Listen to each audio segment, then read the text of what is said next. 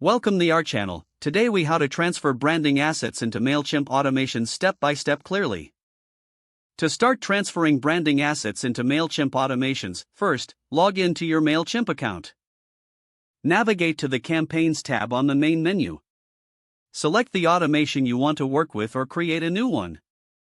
Click on Edit to open the automation editor. Locate the Design Email section and click on it.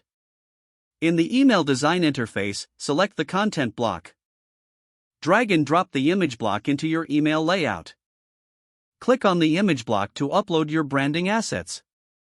Choose the file you want to upload from your computer. Once uploaded, adjust the image settings as needed.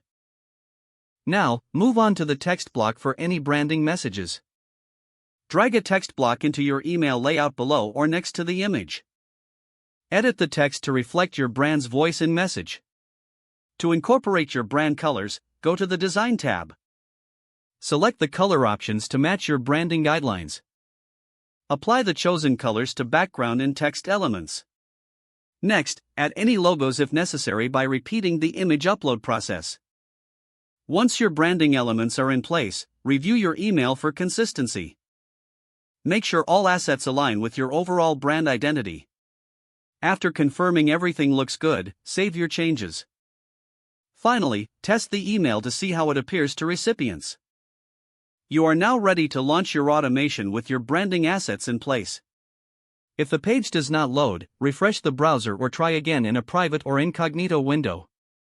Make sure you are using the correct email address, then retype it carefully to avoid small typos. If your password is not accepted, use the reset option and create a new strong password you can remember.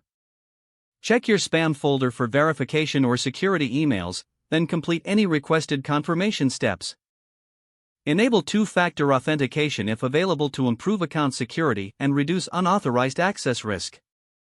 After signing in, review your profile details so your contact information and settings are accurate and current.